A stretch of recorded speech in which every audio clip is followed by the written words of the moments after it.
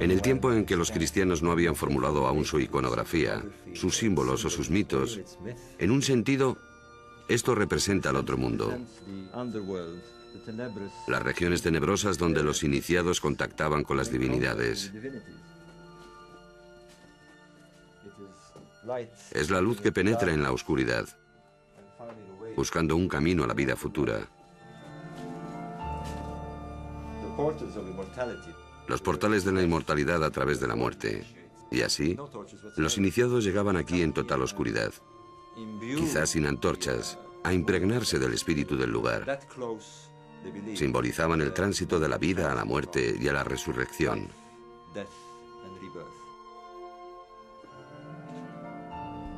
Entre la gente que venía aquí estaban los primeros cristianos. Todavía existía un vínculo entre los cultos mistéricos del antiguo Egipto y la religión gnóstica. Y vemos a los cristianos practicando los rituales de los egipcios.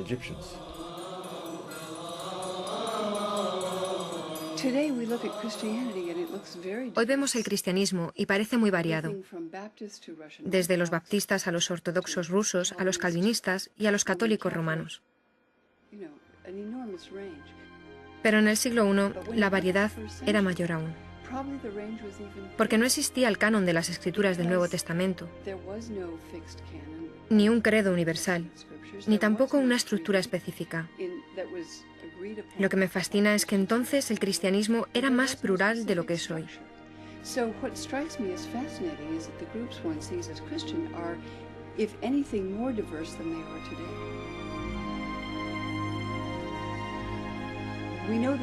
Sabemos que hubo muchos evangelios que los seguidores de Jesús leyeron, escribieron, veneraron, y también muchas otras obras, cartas, epístolas, poemas, himnos.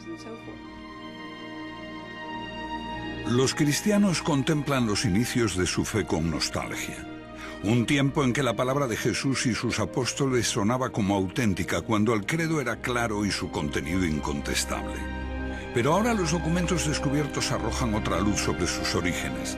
Si los cristianos hoy veneran a Jesús como al único Hijo engendrado por Dios, que murió para redimirnos de nuestros pecados, los primeros seguidores de Jesús parecen haber tenido creencias diferentes. Los cristianos judaicos callaron sobre el valor de salvación del sacrificio de Cristo en la cruz. Creían que era un iluminado, un iluminador. Para ellos, no hay nacimiento virginal, ni resurrección, ni cruz, solo las palabras de Jesús, percibido como la encarnación de la sabiduría divina. Jesús de Nazaret, hombre o mito. Los que estuvieron con él no parece que lo recordasen como al único Hijo de Dios, pero perecieron en el holocausto del alzamiento judío contra Roma. Lo describen tan claramente los evangelios. Se escribieron 2, 3 generaciones después de Cristo, en distintas ciudades mediterráneas.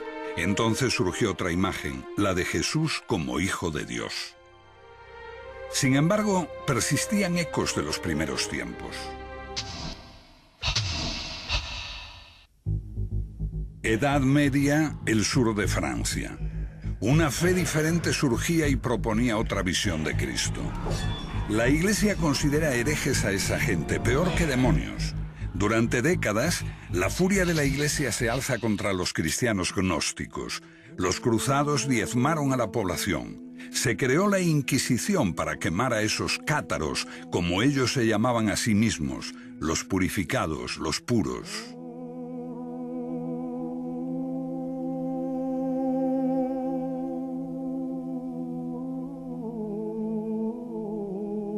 Después de muchos siglos, la gente empieza a recordar a esos cátaros y visita los lugares donde fueron martirizados.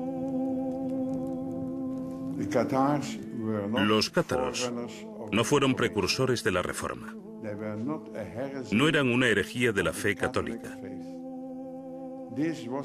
La suya fue una fe diferente y se remonta a los primeros tiempos del cristianismo, o incluso antes, cuando la gente veía el mundo como un reino de sombras, de espaldas a la realidad,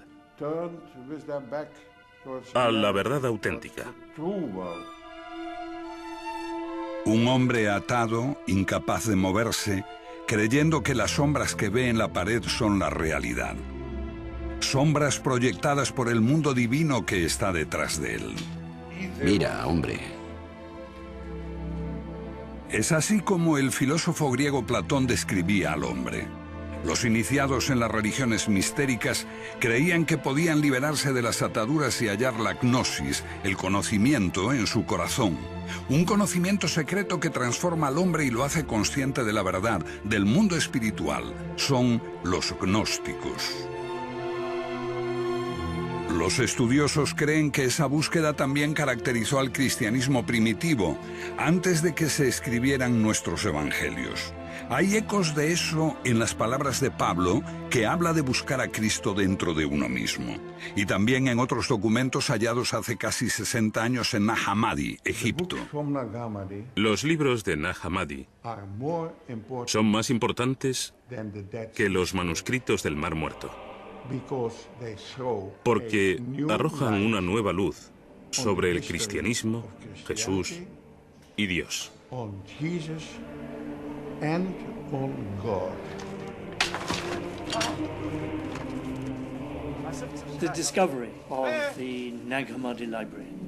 El descubrimiento de Nag Hammadi supone un cambio radical en nuestra idea del cristianismo primitivo.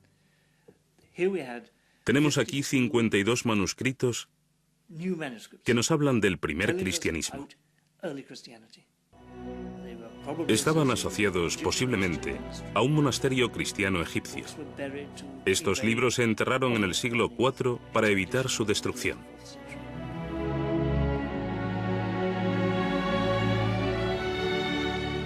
Nos dan abundante información. Es asombroso que los cristianos no se precipitasen a leer el Evangelio de Tomás y todos esos textos maravillosos.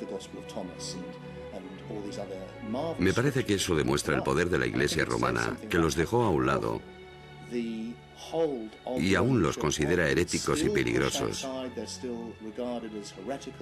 Y por supuesto lo son. Son peligrosos para la Iglesia literalista, porque ponen en cuestión su interpretación.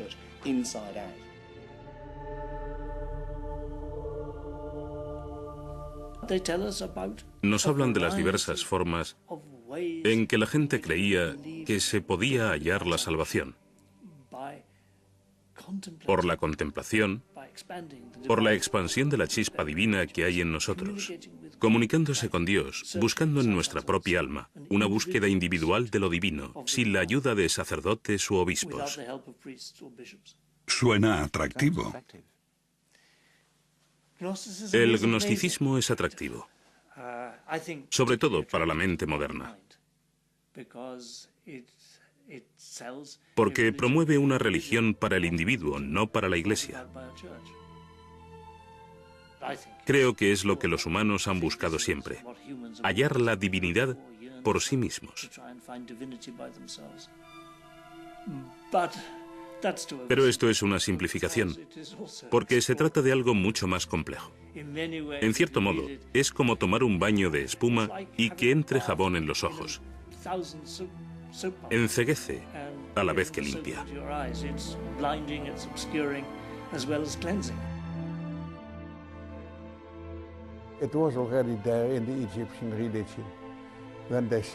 Ya en la religión egipcia, se decía que el hombre después de la muerte se convertía en Osiris, se integraba en Dios. El hombre es un dios caído que recuerda el paraíso. Este es el concepto de todos los misterios de la antigüedad, de Isis, de Mitra, de Adonis.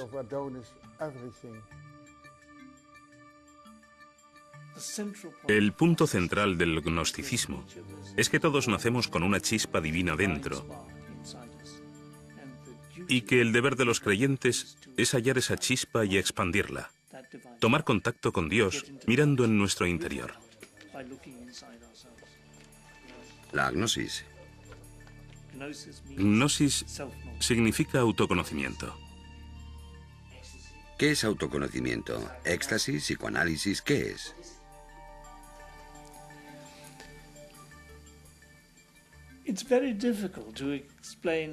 Es muy difícil explicar qué es el autoconocimiento y cómo se obtiene. No es como el psicoanálisis. No es una exploración intelectual del alma ni el éxtasis. Es la contemplación de uno mismo. A veces con la ayuda de un líder. Es la quietud, una sincera búsqueda individual.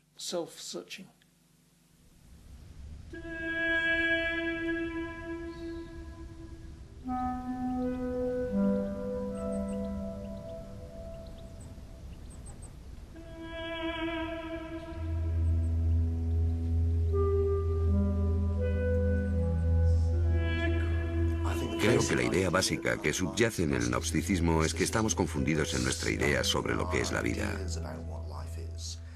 y sobre quiénes somos. Adentrarnos en un entorno como este echa abajo nuestros esquemas. Estás cara a cara con el mayor de los misterios, la muerte. La idea de que dejarás de existir como forma física y te enfrentas con el misterio absoluto del que proviene todo, el misterio que somos, el misterio que es.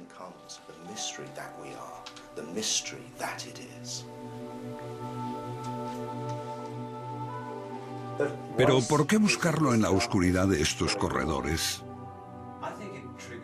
Creo que estimula la experiencia mística con la emoción de la oscuridad y los ecos de las cámaras. Todo eso conduce a un estado místico.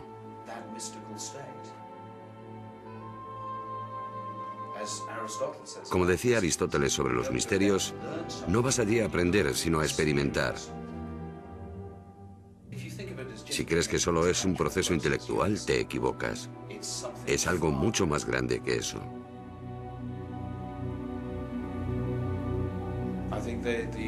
Creo que los antiguos habían comprendido que puedes aprender mucho, pero no tener un real conocimiento de ti mismo.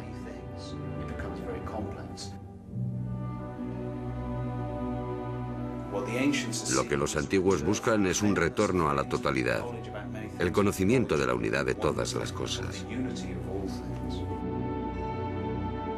Durante más de 2000 años la gnosis fue reprimida. Principalmente supimos algo de ella por las acusaciones de los padres de la Iglesia.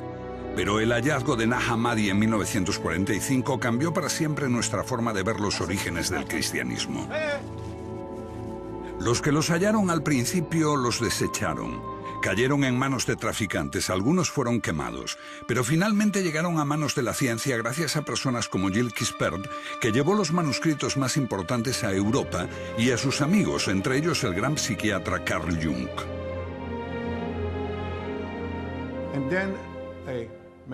Entonces me fui a Egipto, a El Cairo.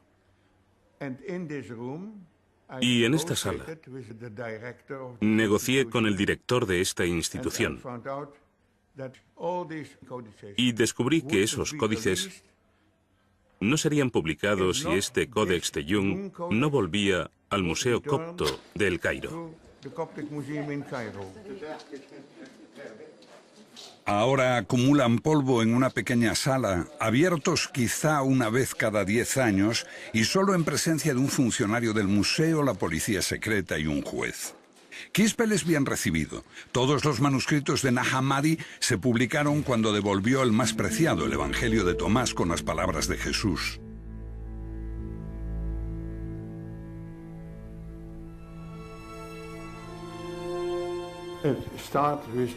Empezó diciendo: estas son las palabras que Jesús dijo y que Dídimo Judas Tomás escribió.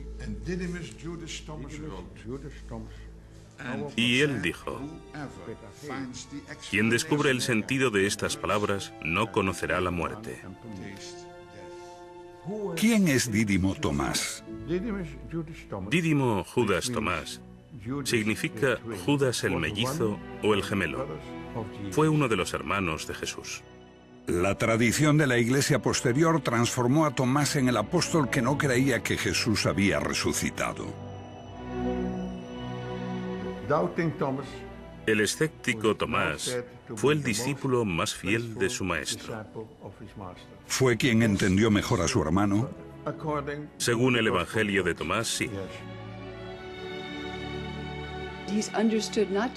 Se dio por sentado que no era el hermano gemelo de Jesús en sentido literal, sino más bien que quien lea este Evangelio puede llegar a reconocerse como gemelo de Jesús.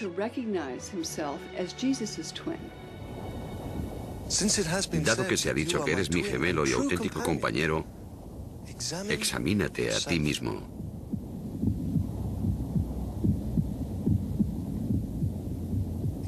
Examinarse a uno mismo. Así puedes comprender quién eres.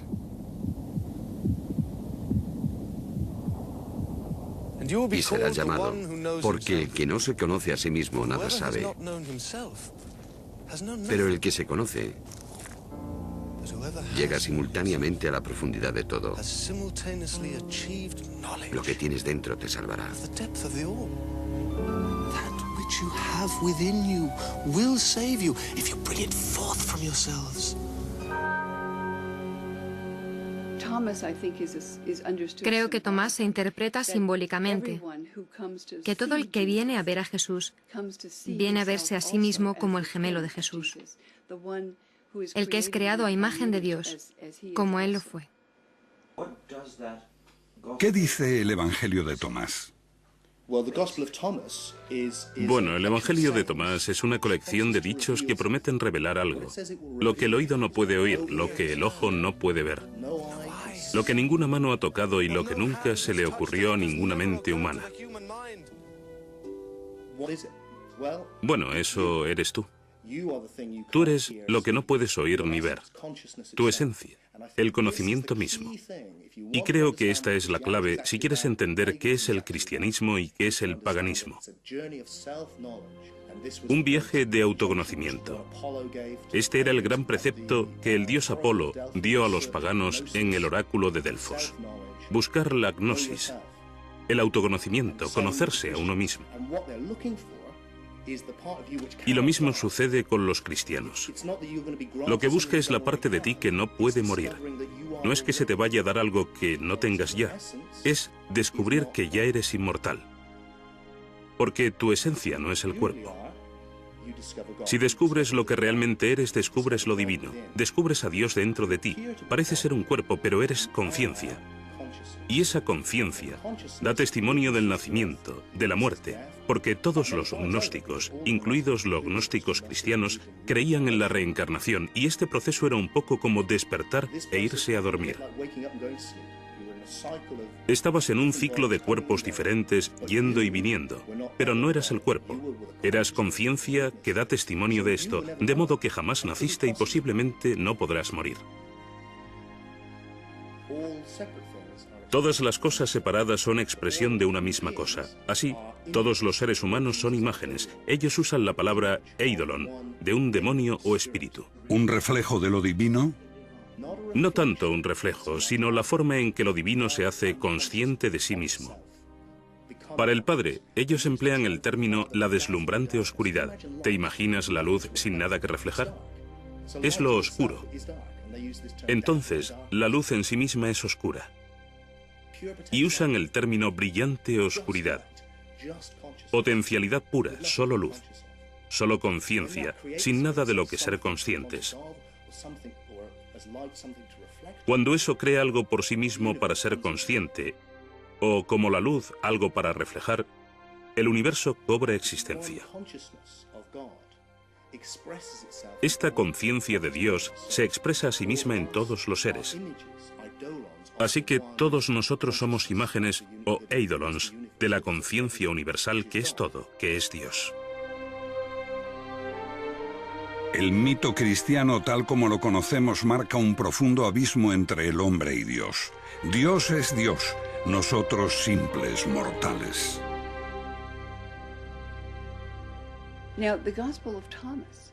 El Evangelio de Tomás tiene un mensaje muy distinto. Habla de Jesús como el Hijo de Dios y habla de los otros humanos, como de los niños de Dios que no son conscientes de haber sido creados a imagen de Dios.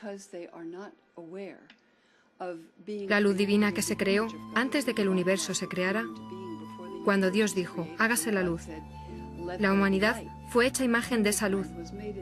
Y en el Evangelio de Tomás, Jesús habla como una voz desde la luz. Yo soy la luz que está por encima de todo. Yo soy el todo.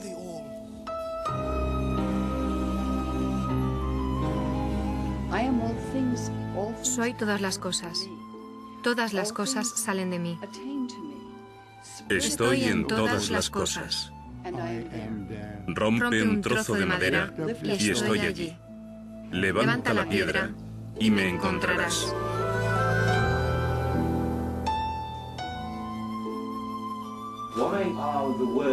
¿Por qué las palabras del Evangelio de Tomás, busca bajo una piedra y me encontrarás, son tan peligrosas para la Iglesia? Porque es panteísmo. Sugiere que la divinidad está en todas partes y en todas las cosas. Lo que ocurre con el triunfo del cristianismo es que se traduce en la creación de una iglesia. Para llegar a Dios, tienes que hacerlo a través del obispo. Si quieres construir una iglesia, tienes que decir que la salvación solo es posible mediante, desde y a través de la iglesia. Y el representante de Dios en la tierra es el Papa. Esa es la única vía, mientras que para los agnósticos se trata solo de ti, tú puedes hacerlo.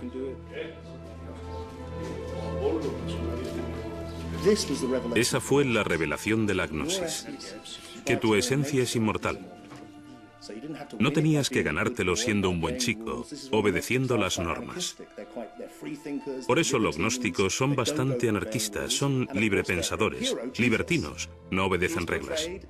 Y por supuesto, su gran héroe Jesús es descrito en sus relatos como un libertino que se relaciona con prostitutas y gente poco respetable. Él rompe las normas, no respeta el sábado y ataca a las autoridades religiosas. Es un clásico carácter gnóstico. Ellos eran así. Porque para ellos no hay que obedecer las reglas. Para ellos se trata de descubrirse a sí mismos, lo que eres de verdad. En el Evangelio de Tomás el mensaje es más importante que el mensajero. Es anterior a los 4 evangelios, como ocurre con un hombre considerado como fundador de la fe cristiana, pero que se empieza a ver con una luz diferente, Pablo. Pablo es gnóstico, habla del Cristo interior. Habla de la inmortalidad, como las escuelas mistéricas, porque Pablo existe antes de la historia literal. Pablo es un personaje totalmente malinterpretado en la historia. En tiempos de Pablo, digamos, no hay división entre gnosticismo y literalismo, porque el literalismo no se había desarrollado aún. 2 generaciones después, los evangelios de la Biblia hablan en detalle de la vida de Jesús. El mensajero se hace más importante que el mensaje, y Jesús pasa a ser literalmente el Hijo de Dios. Pero antes de eso, Pablo, a pesar de posteriores adaptaciones e inserciones, nos habla todavía de Jesús como de un misterio, una metáfora, una voz interior.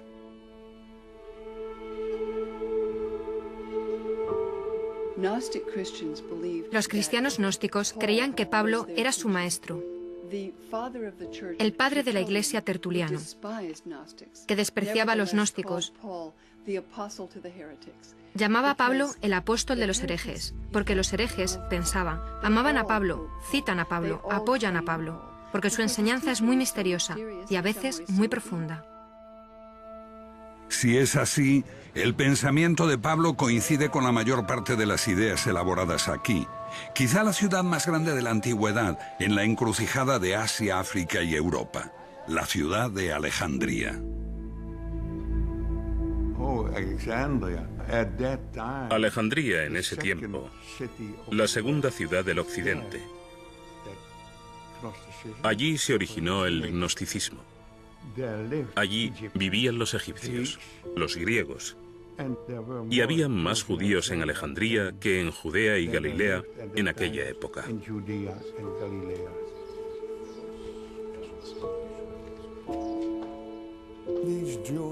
Esos judíos vivían en el exilio, pero habían encontrado un Dios desconocido en sus corazones. Al mismo tiempo, no podían encontrar a ese mismo Dios en el mundo, porque el mundo estaba lleno de mal y sufrimiento. Y el buen Dios, el verdadero, lleno de misericordia, envió a Jesús para redimir a la humanidad de Yeldebaoth.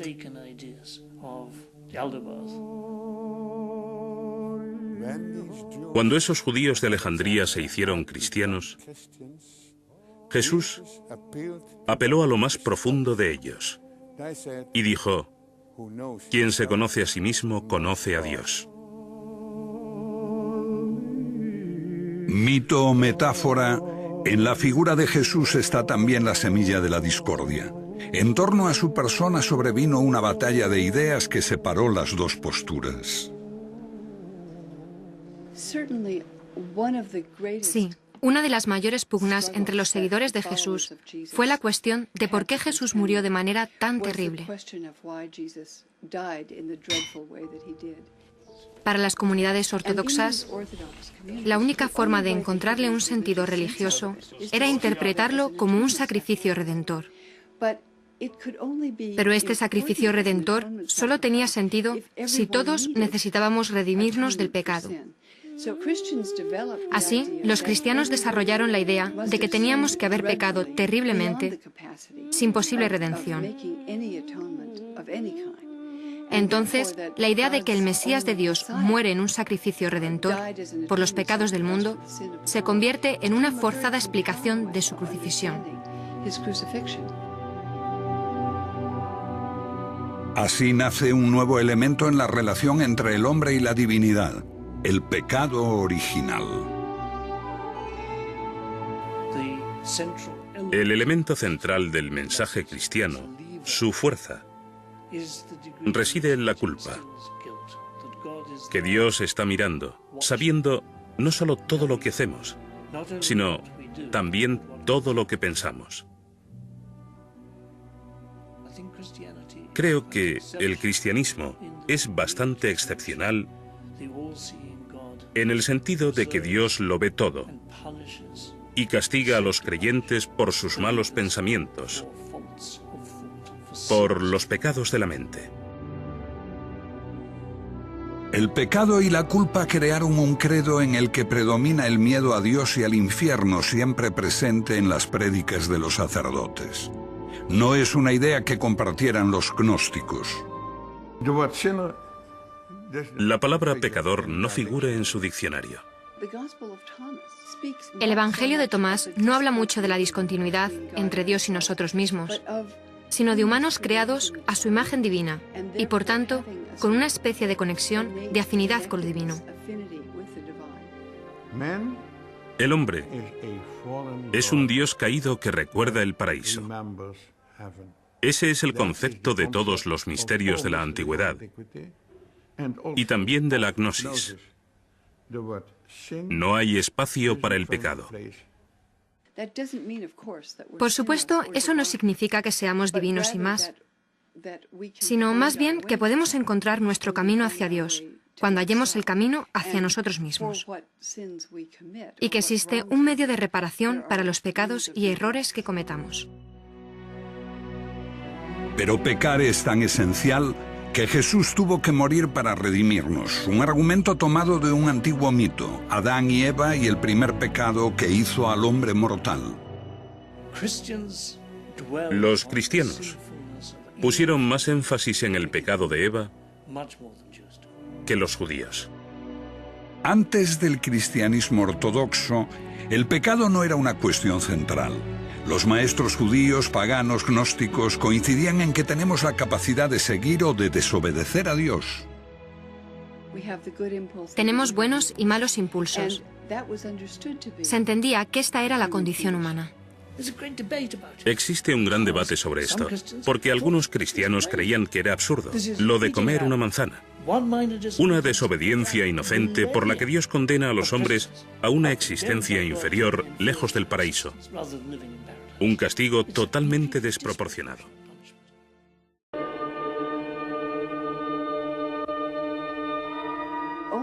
La idea cristiana de que el pecado es inherente a los humanos, la idea del pecado original, la desarrolla especialmente San Agustín en el siglo IV y se canoniza como enseñanza ortodoxa cristiana a partir del siglo IV. Esas comunidades ortodoxas desarrollan no solo un fuerte sentido de la distancia entre el hombre y Dios, sino que hay una condición pecaminosa en el hombre, innata e irredimible, aparte de que la muerte de Cristo se entiende como sacrificio. Jesús, un iluminador, la voz, el símbolo de lo divino. Un gnóstico veía a Jesús como al hombre que recibió la iluminación con el bautismo, cuando se transforma como Buda en aquel que conoce, el Cristo. Los cristianos ortodoxos creen que si Jesús era divino, era el Hijo de Dios, su único Hijo, y también tenía que haber nacido divino, algo que los gnósticos consideran pueril. La ruptura queda clara con el último evangelio, el de Juan.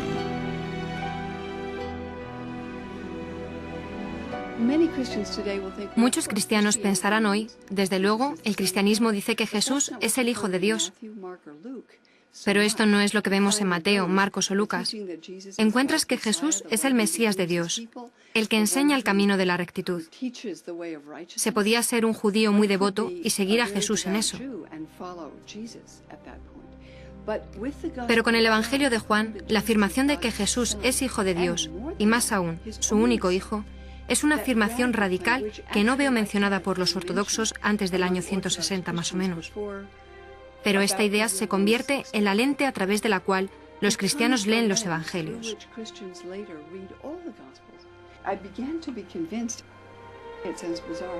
Empecé a convencerme, aunque parece raro, de que el Evangelio de Juan se escribió para contradecir esta otra opinión, y cambia la interpretación del mensaje cristiano de forma total. Jesús, el único Hijo de Dios, pero para los gnósticos era una metáfora, un símbolo de lo divino que reside oculto en todos nosotros. En ese sentido, todos somos hijos de Dios. Todos somos hijos de Dios, si descubrimos nuestra verdadera identidad. Si no, nos hallamos en estado de muerte. Esto es fascinante, creo. Estamos muertos. Para los gnósticos y los místicos, este es el otro mundo en el que estamos muertos en espíritu, porque creemos que somos el cuerpo y no es así. Somos Dios, si acaso. Somos la única conciencia del universo. Nos confundimos a nosotros mismos por esos cuerpos individuales y todos los problemas que causan. Lo que necesitamos es resucitar. Y la historia completa es así. Necesitamos morir por la identidad del cuerpo, que es el centro de la cuestión. Y necesitamos resucitar a nuestra verdadera identidad, que es el Hijo de Dios, que es el Cristo, la conciencia del Padre. Entonces todos somos Cristo, y todos necesitamos resucitar, y cuando lo hagamos el Cristo resucitará.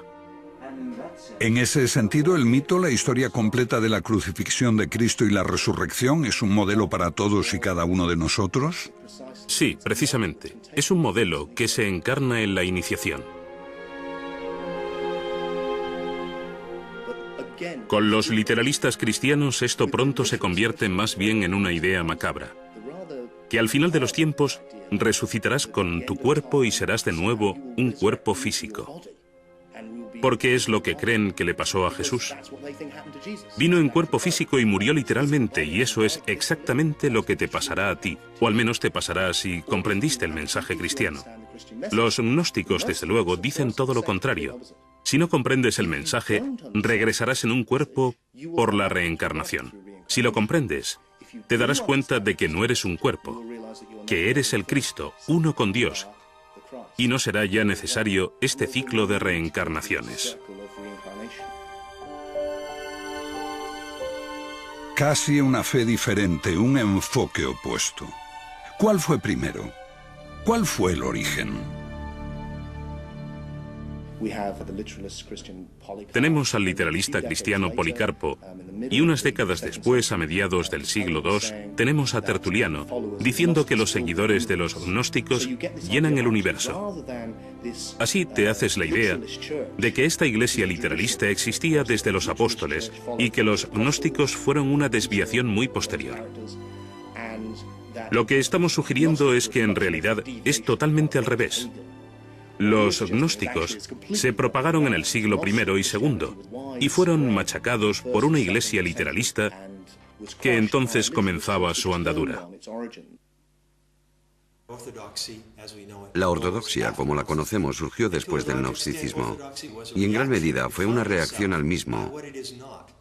El cristianismo se define por aquello que se le opone. Por oposición al gnosticismo, gradualmente fue defendiendo sus propios términos. A partir de una gran variedad de evangelios y unas 7 u 8 generaciones después de Jesús, los padres de la primera iglesia ortodoxa empezaron a escoger unos pocos textos que conformarían el Nuevo Testamento y definirían el credo. Creo que la amenaza de persecución obligó a los líderes cristianos a buscar unas enseñanzas básicas en las que todos estuviesen de acuerdo.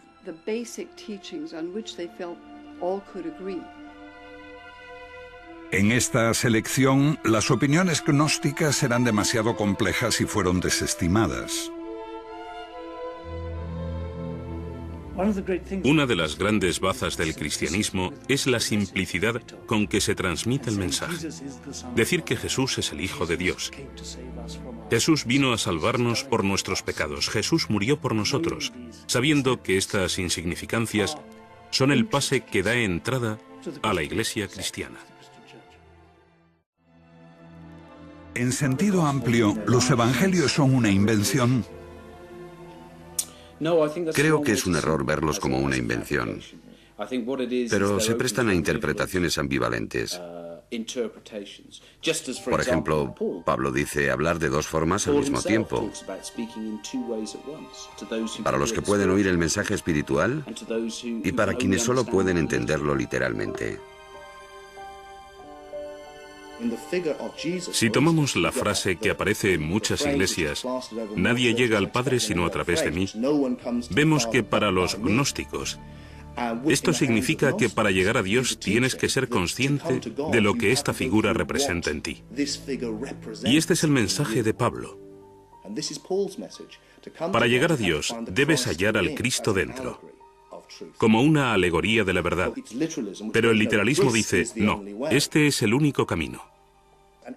Creo que después de tener esta idea de una encarnación literal del Hijo de Dios, no la de un mítico Hijo de Dios, entonces, el concepto es que para tu propio bien, debes salvar el alma de otros.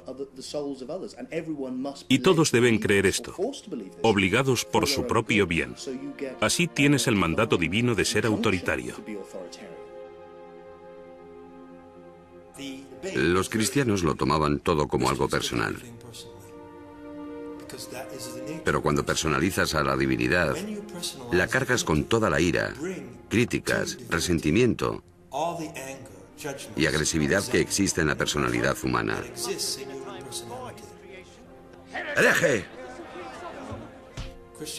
Los cristianos se enfadaron mucho porque tomaban como algo personal que su Salvador fuese rechazado. Los gnósticos solo querían descubrir dónde estaba la verdad. La dificultad que enfrentan los gnósticos es que buscan individualmente la salvación. No están organizados, no están unidos. Los gnósticos atacaron las opiniones de los primeros cristianos. Pero los cristianos no solo atacaron las opiniones de los gnósticos, atacaron a los propios gnósticos. Ambas creencias podrían haber coexistido. Pero con la aparición de este hombre, Constantino, el primer emperador romano en abrazar la fe cristiana, se despertó el ansia de alcanzar el poder supremo en la joven iglesia.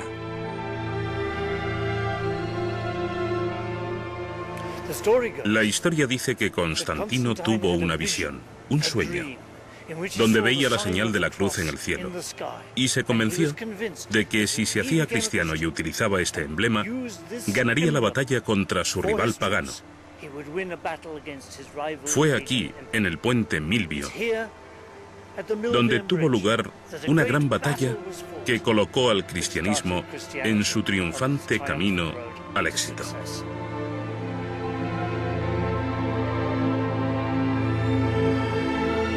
En el Concilio de Nicea, año 324, Constantino establece todas las diferencias respecto al credo.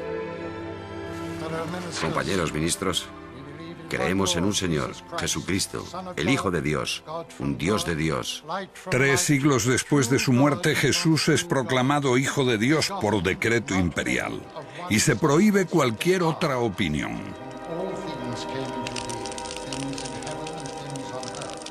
When Christianity allies with the state to create a religious monopoly, that's when Christianity becomes... Cuando el cristianismo se alía con el Estado para crear una religión oficial, es cuando se vuelve algo radicalmente diferente, triunfante, exitoso.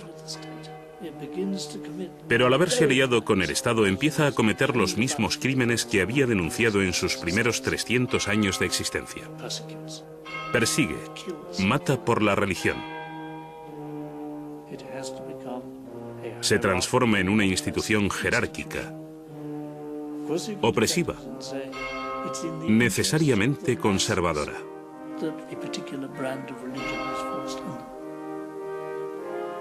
But it's not my fantasy, my imagination of how religion best proceeds.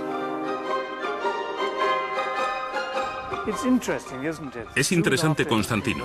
Cuando Constantino se convierte, uno de sus primeros actos es hacerle a las iglesias de Roma grandes regalos de plata y oro. 12 estatuas de tamaño natural de los apóstoles y 2 estatuas de plata de Jesús en tamaño natural. Así, 20 años después de su conversión, las iglesias de Roma parecen templos paganos, y esto es solo una muestra de la riqueza que obtiene la Iglesia en el siglo IV. La alianza con el Estado significa riqueza para la Iglesia, riqueza para los obispos, riqueza para el Papa de Roma. ¿Es corrupta la Iglesia? Sí. ¿Conserva un sentido de sus orígenes, el sentido de la importancia de la pobreza? Sí. Entonces la Iglesia se divide entre la pobreza y la abstinencia de los monjes y la riqueza de los obispos. Pero aún así, los obispos conservan un sentido de recuerdo de la caridad, de la virtud, lo mejor de ellos. Esto siempre desgarra, hay siempre esta tensión interior. Jesús jamás fundó una iglesia. No dejó instrucciones para una iglesia. Es una invención posterior, diseñada para reforzar el poder de la Iglesia católica. Es inconcebible que Jesús, un simple hombre de Galilea, pretendiese fundar una iglesia universal. ¿Piensa que Jesús dio alguna autoridad a Pedro? Otra vez, esas leyendas son invenciones, como la donación de Constantino. La donación de Constantino es una farsa. Había un documento que la Iglesia en la Edad Media afirmaba que era un contrato escrito por Constantino en su lecho de muerte. Aquí os doy el imperio para que lo custodiéis. Entonces, cuando este se reveló como una falsificación, se inició la Reforma Protestante. De algún modo, todo lo que hemos hecho es escuchar a los perdedores. Fueron destruidos en el siglo IV. Hemos retrocedido y dijimos, solo porque perdieron esa batalla, solo porque la Iglesia romana, con sus ideas de un Jesús histórico y una religión literalista, tomó el mando, no quiere decir que su versión de los hechos sea la verdadera. ¿Qué le pasó a los perdedores? Fueron erradicados. Todos los que conociesen la otra historia, gnósticos y paganos, fueron expulsados del imperio. Los templos se derribaron, los filósofos fueron asesinados, los libros prohibidos y quemados. Si el cristianismo era la religión favorita de Dios, entonces uno podía pensar que al triunfar se hubiera entrado en la Edad de Oro. Todo lo contrario, se entró en un tiempo de oscuridad, en el que la gente incluso olvidó cómo hacer casas de ladrillos. Y hubo que esperar hasta el Renacimiento, cuando esos instruidos paganos regresaron a Italia, a Florencia, Los libros de Platón, que habían estado prohibidos durante 1000 años, volvieron como la hermética y de pronto Botticelli empezó a pintar cuadros de dioses paganos. Lo llamamos el renacimiento de la cultura occidental, porque ésta vuelve a ocupar el lugar que tenía antes del triunfo del cristianismo. La creencia en la historia de Jesús era originalmente solo el primer paso en la espiritualidad cristiana, el misterio exterior. El significado debía explicarlo un maestro iluminado cuando se estuviese maduro espiritualmente. Una comprensión mística de Dios más allá del simple dogma. Aunque había muchos grandes místicos cristianos en los últimos siglos que intuitivamente vieron este nivel simbólico más profundo, como cultura hemos conservado solo los misterios exteriores. Creo que conservamos la forma, pero hemos perdido el significado. Mientras las iglesias se vacían, la gente busca por todas partes.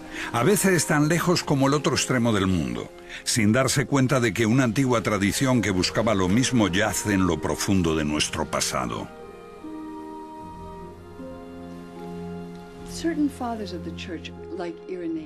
Ciertos padres de la Iglesia, como Irineo, en sus famosos 5 volúmenes contra los herejes, dice que comúnmente son considerados cristianos, pero que no lo son herejes. Y tienen características especiales. Primero de todo, aman leer e interpretar las Escrituras. Segundo, buscan guiándose por su propia intuición.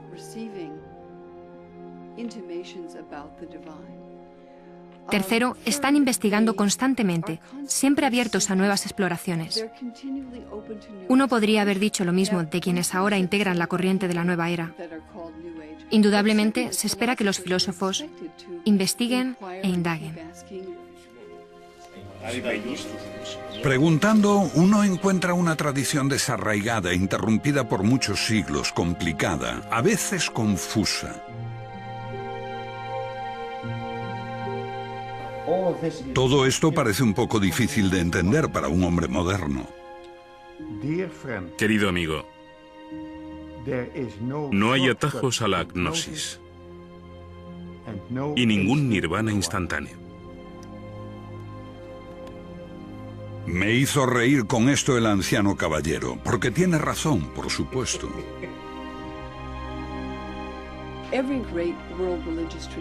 Toda gran tradición religiosa mundial, ya sea el hinduismo, el budismo, el islamismo, el judaísmo, tienen las enseñanzas para todos.